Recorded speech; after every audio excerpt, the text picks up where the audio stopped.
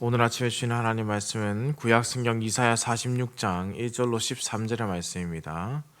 구약성경 이사야 46장 1절로 13절의 말씀입니다.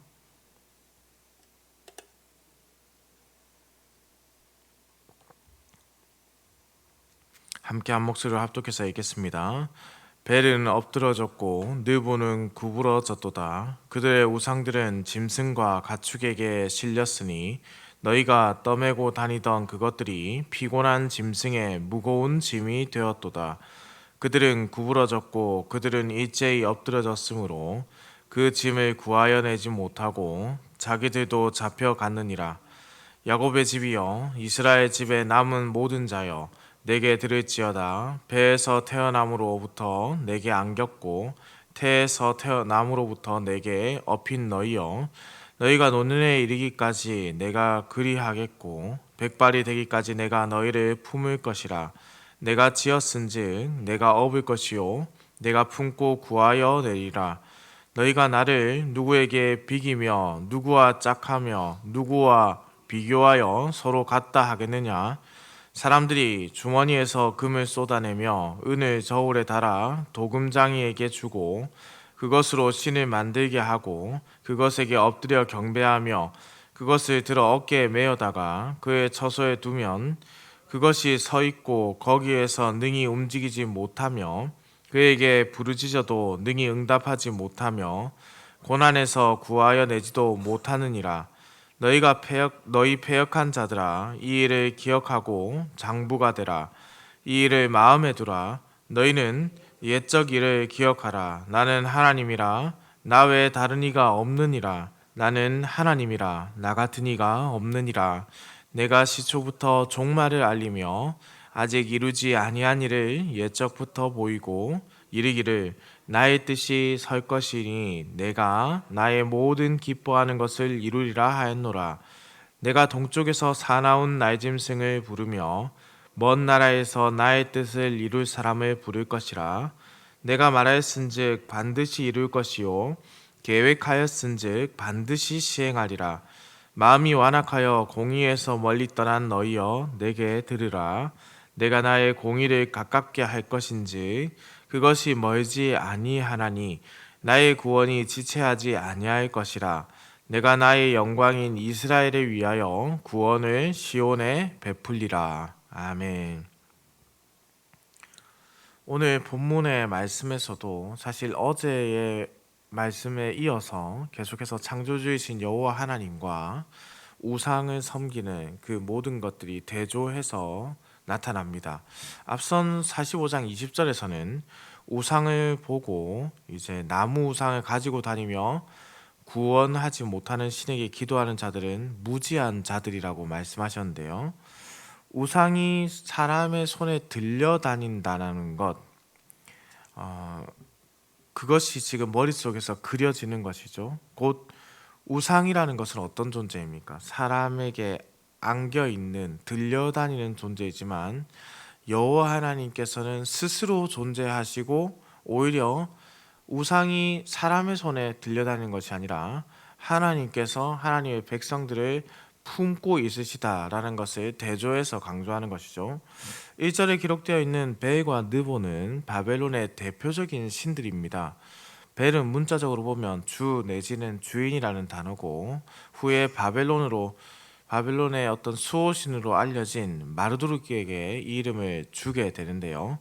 느보는 마르둑의 아들로 지혜와 글의 신입니다. 이 신들이 무너져 내린다는 것은 곧 바벨론 멸망으로 해석하는 신학자들도 있는데 저는 문맥상 이 우상을 숭배하는 자들도 끌려가면 우상들도 앞서 언급한 바처럼 그들의 품에 안겨서 끌려갈 뿐이다라는 것을 강조하는 것으로 보입니다. 그러니 바벨론의 멸망으로도 볼 수 있겠지만은 우상들이 끌려간다라는 것이 결국 하나님과 대조해서 자존하지 못하는 존재하지 않는 우상의 모습을 보여준다라고 해석이 되는 것이죠.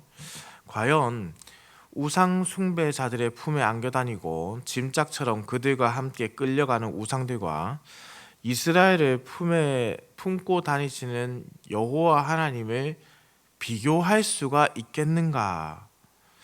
우상 숭배하는 사람이 다른 나라에 끌려가면 우상들도 그들의 등에 업혀간다는 것은 결국 전쟁의 전리품으로밖에 남지 않는다는 것이거든요. 사람이 그 당시에는 전쟁이 끝이 나면 종으로 잡혀가거나 그들 또한 전쟁의 전리품으로밖에 취급을 받지 못했는데, 그들이 섬기는 신이라고 하더라도 그들의 손에 같이 옮겨지게 되는 것이니 말 그대로 눈에 보이는 전리품에 불과하다라는 것이죠.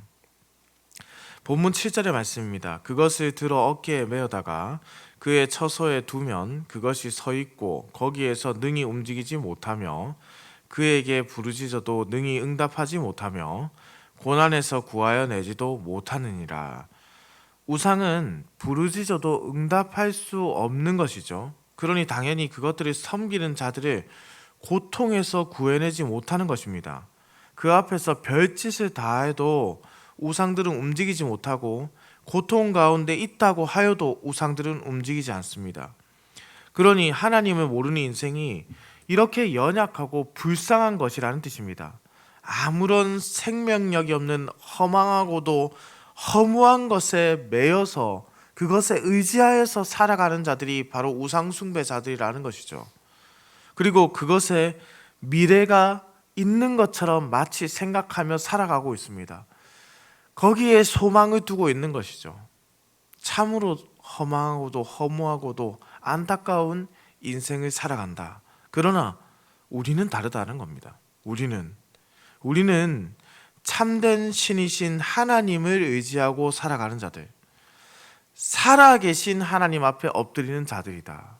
그것을 지금 대조하여서 우리에게 강조하고 있습니다. 우리는 우상 숭배자들과 다르다라는 것이죠. 그러니 어떻게 해야 되겠습니까? 이후의 말씀은 그래서 앞선 말씀의 결론과도 같은 말씀입니다.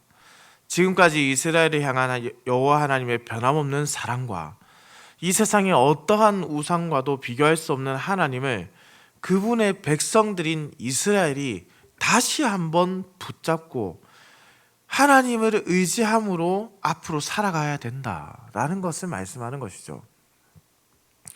본문 8절의 말씀입니다. 너희 패역한 자들아, 이 일을 기억하고 장부가 되라. 이 일을 마음에 두라. 마음에 두라는 건 도대체 무슨 뜻이겠습니까? 바로 마음에 새기라라는 것이죠. 이사야는 특별히 이 마음에 새겨야 하는 자들을 향해서 누구라고 부르냐면 패역한 자들이라고 합니다. 패역한 자들, 곧 반역자들입니다. 이러한 자들은 슬픔의 모든 순간을 마음에 새기고 믿지 않는 쪽으로 마음을 돌리는 그런 자들이죠. 우리는 이러한 것을 죄라고 말합니다. 관역에서 벗어났다라는 것이죠. 이 관역에서 벗어난 이 패역한 자들은 더 이상 벗어남을 멈추고 악행을 멈추고 주께 돌아와야 합니다. 다음으로 9절의 말씀입니다. 너희는 옛적 일을 기억하라. 나는 하나님이라. 나 외에 다른 이가 없느니라. 나는 하나님이라. 나 같은 이가 없느니라. 마음에 새기고 기억해야 합니다. 기억하는 것입니다. 하나님을 기억하라라는 명령을 말씀하고 있습니다. 어려운 일을 당하거나 다른 곁길로 가고 싶을 때 우리는 우리 하나님께서 우리에게 행하신 일이 어떠한 일인가를 기억해야 한다는 것이죠. 특별히 성경은 우리에게 그 일을 너무나도 잘 알려주고 보여주고 있습니다. 미래가 불투명하고 현재 일어나는 상황에 두렵고 확신이 없을 때 하나님은 모든 것을 하나님께서 우리에게서 가리신 것 같다. 하나님께서 우리에게 아무런 소망을 보여주지 않으시는 것 같다. 우리의 눈을 가려서 하나님 스스로 또한 눈을 가리셔서 우리를 바라보고 있지 않으신 것 같다. 그런 생각이 드는 그때에 이 모든 것을 치유할 수 있고 고치실 수 있고 돌이킬 수 있는 분은 다른 어떤 것이 아니라 바로 여호와 하나님께서 이전부터 어떻게 그분의 백성들을 지켜오셨는지에 대한 기억을 하는 것이다. 그것이 답이다라는 말씀을 하고 있습니다. 불확실한 미래와 현실의 고통이 하나님이 없는 것처럼 느껴지게 하고 우리도 모르게 우리의 입술에서 하나님이 없다라는 말을 하게 하지만 지난 모든 시간 동안 함께 하신 그 하나님을 떠올릴 때에 여호와 외에 다른 신은 없다라는 고백을 우리가 스스로 하게 된다라는 것이죠. 그래서 말씀의 자리를 찾아야 하고 기도의 자리를 찾아야 하고 주의 말씀을 더욱 가까이 함으로 그 과거에 하나님께서 무엇을 하셨는지를 떠올려야 한다는 뜻입니다. 동시에 이어지는 10절의 말씀도 보아야 합니다. 내가 시초부터 종말을 알리며 아직 이루지 아니한 일을 옛적부터 보이고 이르기를 나의 뜻이 설 것이며 내가 나의 모든 기뻐하는 것을 이루리라 하였노라. 무슨 뜻이겠습니까? 이사야는 이전부터 하나님은 그 말씀하신 바를 반드시 다 이루고 성취하셨다라는 것이죠. 한 신학자는 예언은 하나님의 계획은, 성취는 하나님의 능력을 유감없이 보여주는 것이다 라고 했습니다. 예언은 하나님의 계획을 보여주는 것이고 그 예언의 성취는 하나님의 능력을 유감없이 보여주는 것이다 라는 것이죠. 이는 미래에 대한 막연한 두려움이 생긴다고 하더라도 하나님께서 미래에 대해서 말씀하셨다는 것을, 그 말씀하신 것을 반드시 이루신다라는 믿음으로 나아가라라는 것입니다. 그래서 11절 말씀은 이렇게 끝이 납니다. 내가 말하였은즉 반드시 이룰 것이요 계획하였은즉 반드시 시행하리라. 그러니 사랑하는 흥덕향상교회 성도님들, 이사야가 도대체 무엇을 말하고 싶어 하는 것입니까? 다시 마음을 하나님께로 모으고 구원의 하나님을 바라보라, 그렇게 향하라라는 것이죠. 13절 하반절은 이렇게 기록되어 있습니다. 나의 구원이 지체하지 아니할 것이라. 내가 나의 영광인 이스라엘을 위하여 구원을 시온에 베풀리라. 하나님께서 말씀하신 것이 다 이루어지는 것을 넘어서 심지어 지체하지 않고 아주 빠르게 그 일이 이루어진다는 것을 의미합니다. 여호와의 구원이 어떻다는 것이죠? 임박했다. 매우 임박했다. 사랑하는 흥덕향상교회 성도님들, 저는 이 말씀이 지금을 살아가는 우리에게도 너무나도 도전이 되는 말씀이라고 생각합니다. 여호와의 구원의 날이 임박했습니다. 흔히 코앞에 와 있다, 눈앞에 와 있다, 그러한 느낌으로 지금 다가왔다라는 것이죠. 그런데 눈앞에, 바로 코앞에 와 있는데 눈이 어두운 자들은 이를 보지 못하고 있습니다. 하나님은 옛적부터 지금까지 그분께서 말씀하신 그 구원을 온전하게 이루어 왔지요. 다만 우리가 그것을 보지 못해 신뢰하지 않았고 이제 임박한 주의 심판의 날도 제대로 느끼지 못하고 있습니다. 그러니 흥덕향상교회 성도님들, 우리가 무엇을 해야 할지 너무나도 명확하게 알 수 있지요. 하나님, 이 마지막 때에 우리로 하나님이 하시는 일을 보게 하시고 믿게 하시고 우리뿐만 아니라 열방도 더 이상 우상이 아니라 하나님을 믿고 따를 수 있도록 돌아오게 하여 주옵소서. 헛된 우상 숭배로 시간을 낭비하고 인생을 낭비하는 자들을 주께서 불쌍히 여기시고 살아계신 하나님을 섬기는 자들이 되게 하여 주옵소서. 우리가 이러한 믿음이 있어야 되고 동시에 이러한 열심으로 기도해야 한다는 것입니다. 사랑하는 흥덕향상교회 성도님들, 우리가 함께 마음을 가다듬고 이 시간 우리가 여호와의 구원의 날을 바라며 함께 기도하기로 합니다. 악한 우상 숭배의 모습들이 이 땅에서 사라지게 하시고 주께 그 열방이 돌아오게 하시며 주님의 구원을 보게 하여 주옵소서. 마라나타, 아멘. 주 예수여 어서 오시옵소서. 오늘 우리 기도 가운데 이러한 신앙이 있기를, 믿음이 있기를 바랍니다. 동시에 마음이 어렵고 우리에게 모든 것이 가려진 것 같고 하나님께서 우리를 향한 눈을 돌리신 것 같다고 느껴지는 그러한 삶을 살아가는 분이 계시다면, 지금까지 지내온 것 모두 주의 은혜라.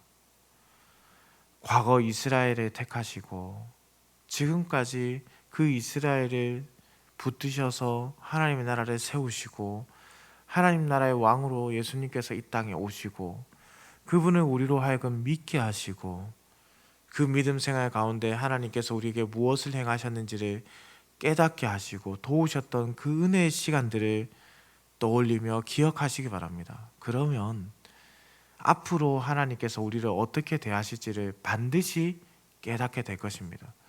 지금까지 사랑하셨던 그대로 변함없이 크신 사랑으로 우리에게 역사하실 줄을 믿습니다. 그 은혜가 우리에게 있기를, 그 믿음이 우리에게 있기를 우리 주님의 이름으로 축원합니다. 기도드립니다. 사랑과 은혜가 풍성하시며 인간의 생사화복을 주관하시는 온 세상의 만유의 주님이신 살아계신 우리 하나님 아버지, 오늘도 생명의 하루를 우리에게 허락하여 주시고 이렇게 아침을 깨워 주의 손으로 불러주셔서 감사드립니다. 오늘 우리에게 주신 생명의 하루를 온전히 하나님의 기쁨이 되도록 쓰이게 하여 주시옵소서. 하나님 아버지, 인생이 참으로 불쌍한 것은 옳은 길은 보지 않고 틀린 길을 찾으며 그것이 옳은 길이라고 생각하며 살아가기 때문인 것 같습니다. 아무것도 모르면서 모든 것을 다 아는 척하는 모습이 우상 숭배자들의 모습처럼 보입니다. 정작 우리 하나님은 모든 것을 다 알고 계시는데 아무것도 모르는 자들이 모든 것을 아는 분을 외면하며 살아갑니다. 주여, 우리가 이러한 악행을 저지르지 않도록 성령께서 인도하여 주시옵소서. 바라옵고 나옵기는 이 불쌍하고 패역한 세대를 긍휼히 여기시고 살아계신 하나님만을 예배하는 세대로 변화시켜 주시옵소서. 주의 재림의 날에 심판의 불에 들어가는 이보다 주님의 처소에 들어가는 이가 많도록 주님의 구원을 증거하는 우리 교회가 되게 하여 주옵소서. 우리 또한 마지막 날까지 믿음을 지키고 넘어지지 않도록 성령께서 인도하여 주시옵소서. 오늘도 운전하는 모든 성도들의 운전대를 붙잡으시며 주께서 모든 성도들의 가정과 생업을 지키시고 들어가거나 나가거나 하나님의 복을 크게 누리는 하루가 되게 하여 주시옵소서. 감사해 드립니다. 살아계신 우리 주 예수 그리스도의 이름으로 기도드립니다. 아멘.